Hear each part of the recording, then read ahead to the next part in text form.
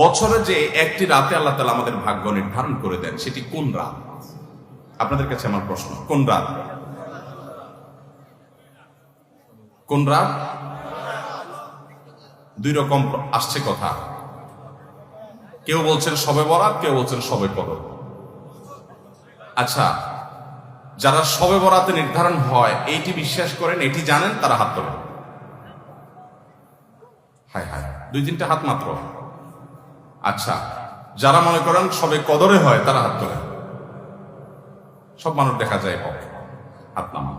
আলহামদুলিল্লাহ, আমরা দীর্ঘদিন থেকে নানাভাবে জেনে আসছি যে শবে বরাতে ভাগ্য ঠিক হয়, ভাগ্য নির্ধারণ হয়। মূলত এটি নির্ভরযোগ্য কোনো কথা নয়। নবী করিম সাল্লাল্লাহু আলাইহি ওয়াসাল্লাম থেকে বিশুদ্ধ কোনো হাদিস দ্বারা এরকম কোনো কিছুই বর্ণিত হয়নি। বরং সূরা দুখান আয়াত নম্বর 3 এবং 4 যদি আমরা পড়ি, তাহলে আমরা নিশ্চিত হই যে আল্লাহ রাব্বুল আলামিন বান্দার ভাগ্য সারা বছরে নির্ধারণ করেন হলো শবে কদরে, লাইলাতুল কদরে। আল্লাহ সুবহানাহু ওয়া তাআলা 3 নম্বর আয়াত সূরা দুখান, সেখানে আল্লাহ বলেছেন, ইন্না আনজালনাহু ফি লাইলাতিন মুবারাকাতিন ইন্না কুন্না মুনদিরিন। এরপর আয়াতে 4 নম্বর আয়াতে আল্লাহ বলেছেন, ফিহা ইউফরাকু কুল্লু আমরিন হাকিম। অর্থাৎ আল্লাহ বলেছেন, নিশ্চয় আমি কোরআন নাজিল করেছি একটি বরকতময় রাতে। আমি মানুষকে সতর্ক করছি এই কোরআন নাজিলের মাধ্যমে, যেন তারা ভুল পথে না যায়। এই কোরআন সতর্ককারী।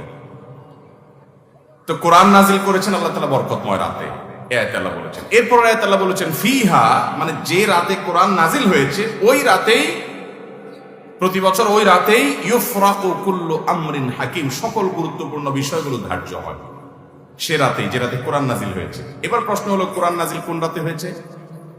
লাইলাতুল কদরে। আল্লাহ বলেছেন, ইন্না আনজালনাহু ফি লাইলাতিল, কোরআনের আরেক আয়াত বলছে লাইলাতুল কদরে কোরআন নাজিল হয়েছে। তাহলে আমরা জানলাম যে মানুষের ভাগ্য মূলত নির্ধারিত হয় লাইলাতুল কদরে। আমরা শবে বরাতে ভাগ্য নির্ধারণ হয় যেটা জানি, এটা মূলত সঠিক নয়।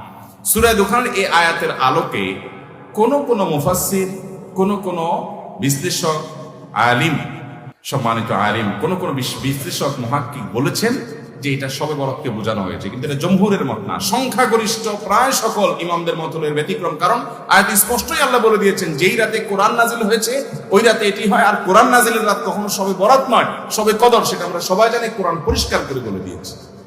তাহলে আমরা জানলাম যে ভাগ্য নির্ধারণকারী রজনী হলো লাইলাতুল কদর। শবে বরাত এটি ভাগ্য নির্ধারণকারী রজনী, এ মর্মে একটি রেওয়ায়েত বা একাধিক রেওয়ায়েত পাওয়া যায়, কিন্তু সেগুলো কোনোভাবেই গ্রহণযোগ্যতার মানদণ্ডে উত্তীর্ণ নয়। এর বিপরীতে কোরআনের স্পষ্ট আয়াত রয়েছে এবং সংখ্যাগরিষ্ঠ মুফাসসির এবং কোরআন বিশ্লেষকদের মতামতগুলো রয়েছে যে লাইলাতুল কদরেই আমাদের সারা বছরের ভাগ্য নির্ধারণ